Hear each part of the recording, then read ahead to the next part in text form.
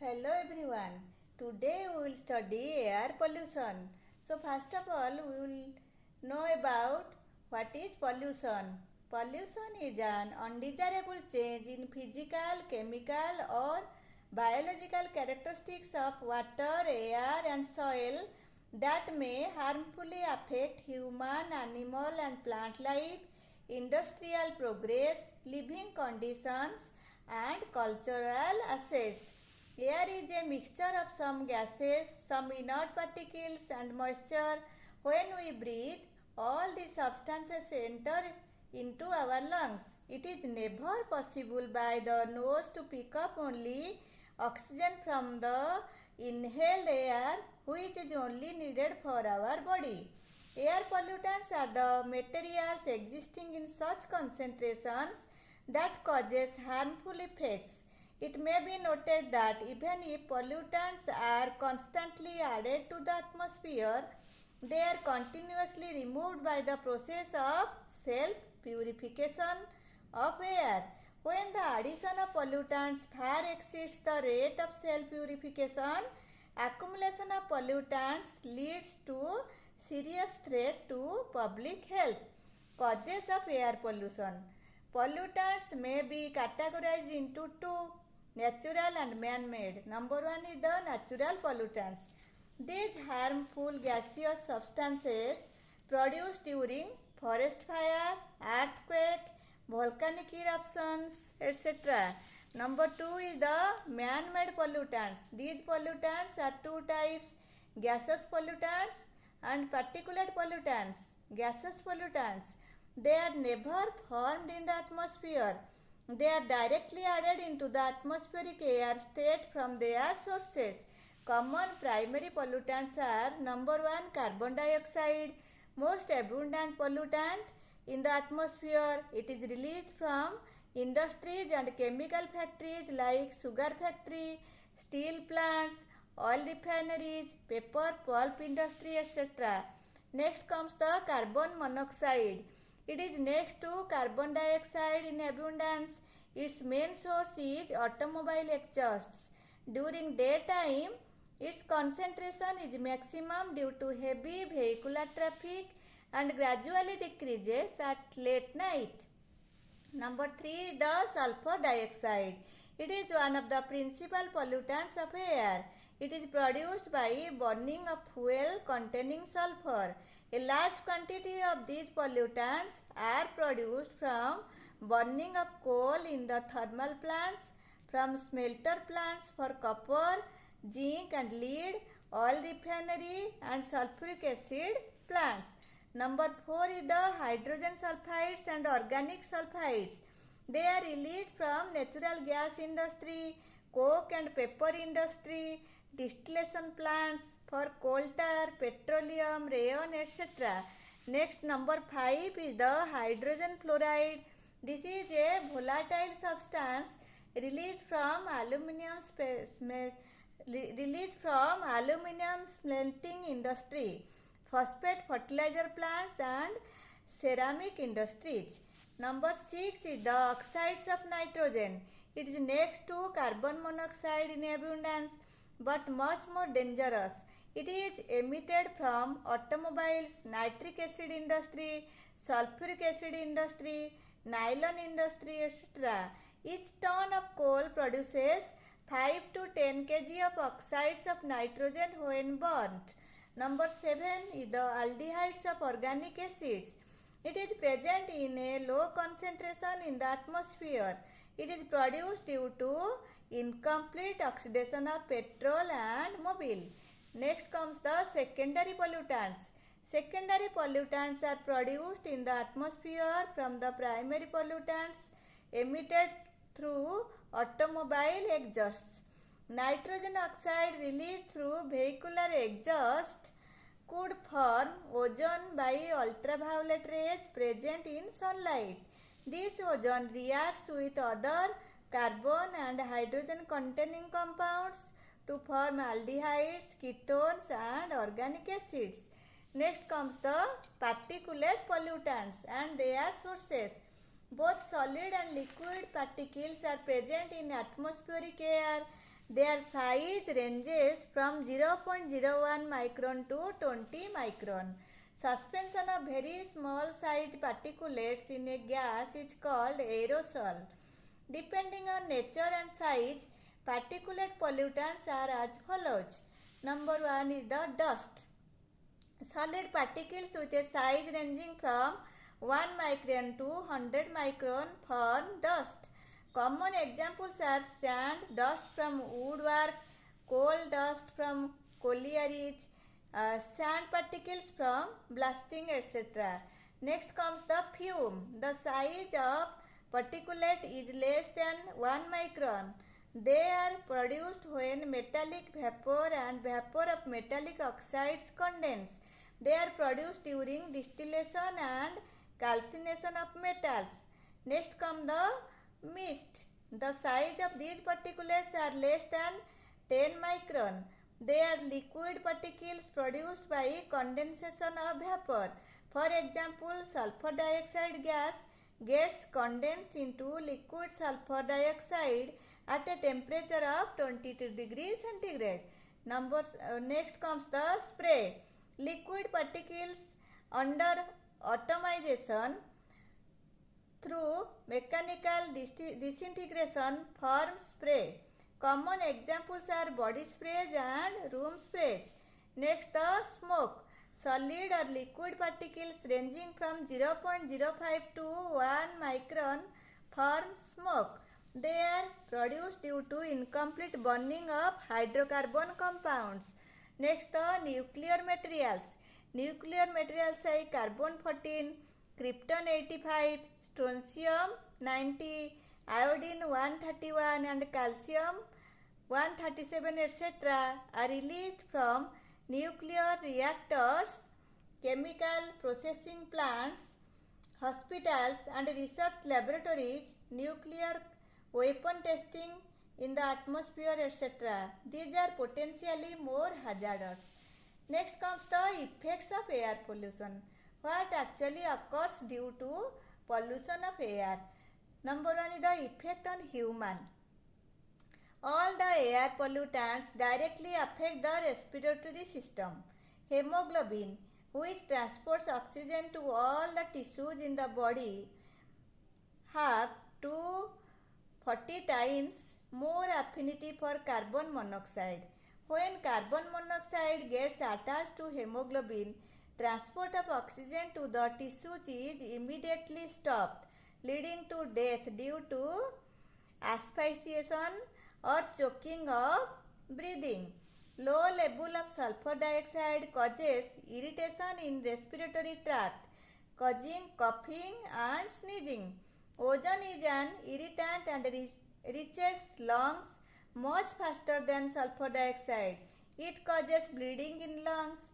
Soluble aerosols enter into the bloodstream and insoluble aerosols enter through lymphatic circulation.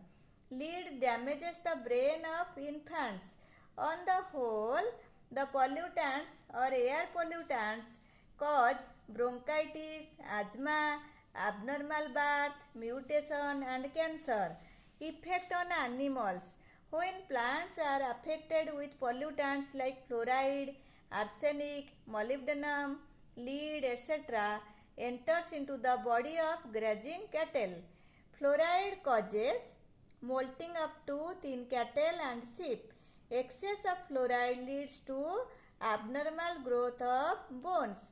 Fluorosis leads to diarrhea, bone lesions, weight loss, lower fertility and lower milk production in farm animals.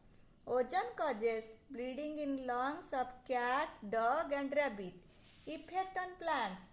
Sulphur dioxide is absorbed through the small pores known as the stomata present on the leaves. When the concentration becomes more, leaf dries and plant dies. Next, the effect on household articles. Sulphur dioxide changes to sulfuric acid in contact with the moisture. Iron, aluminium and copper gets corroded by this acid. Hydrogen sulfide discolor the paints by turning brown color to black. effect on atmosphere. Number one is the photochemical smoke. Smoke and fog, smoke and cloud together form smog. Nitrogen oxides and hydrocarbons are the pollutants from the automobile exhaust. In the presence of sunlight, oxides of nitrogen and hydrocarbon react with one another to form ozone and peroxyl acetyl nitrate or PAN.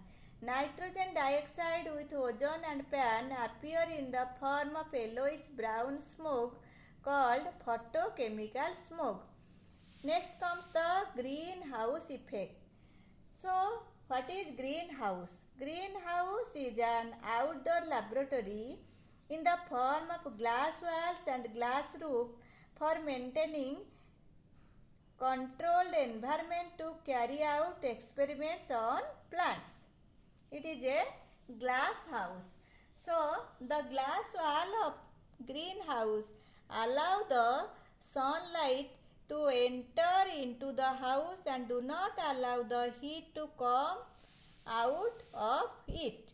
Carbon dioxide gas, even though toxic for animal life, provides a natural cover over the earth to keep the conditions favorable for continuance of life and is responsible for greening of the earth. Greenery of earth is due to the presence of carbon dioxide.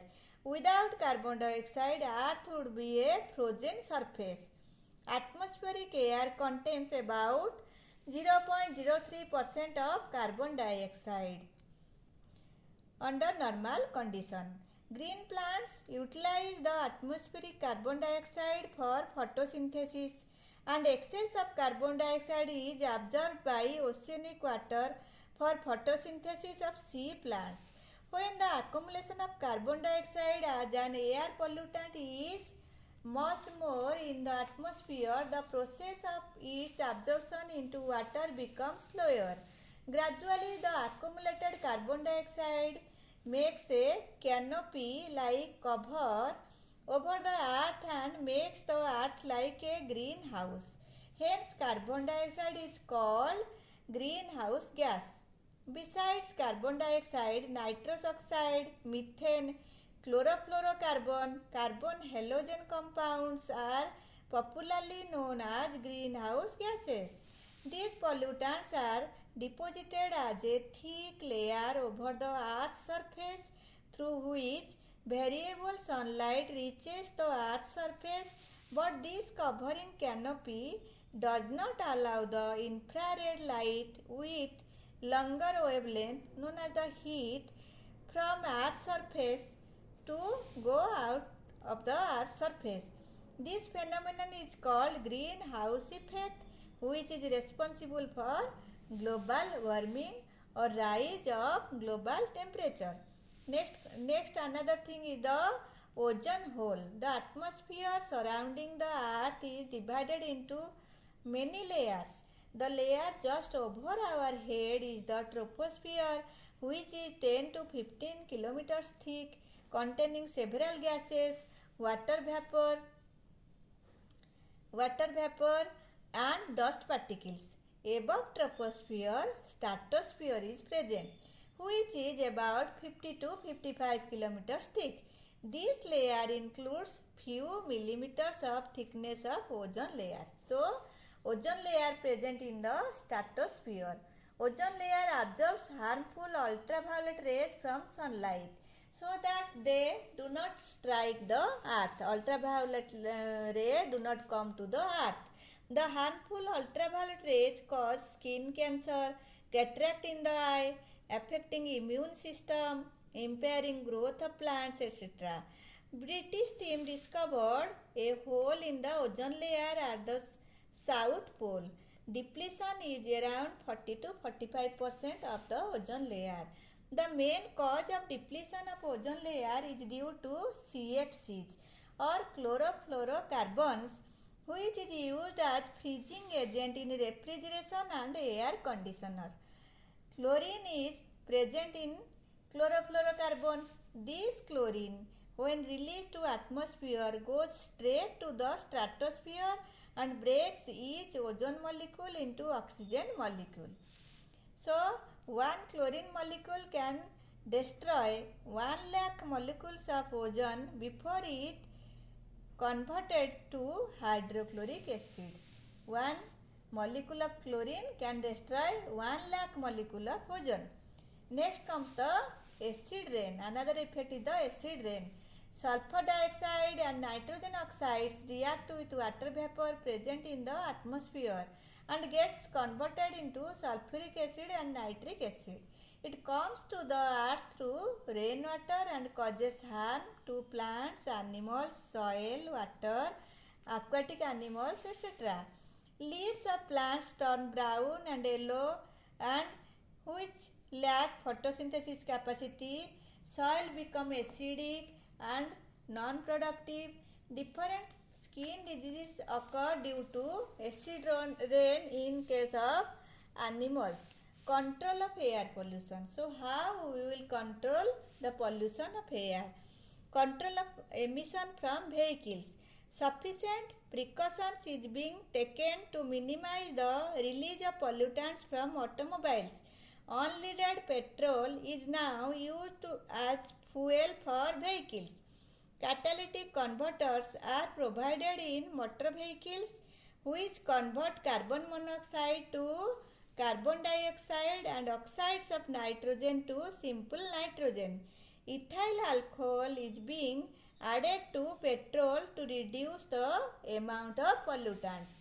Next, the cyclonic separators are widely used to collect dust particles emitted from cement factory, paper pulp factory, mineral processing factory, and grains and food processing factory, etc. Filter is used to separate extremely fine particles dispersed in gaseous wastes. And electrostatic precipitator is used in power plants to check emission of dust from fuel gases. The height of chimneys should be increased to the highest possible level to reduce pollution at the ground level. So, this is about our air pollution. Thank you all.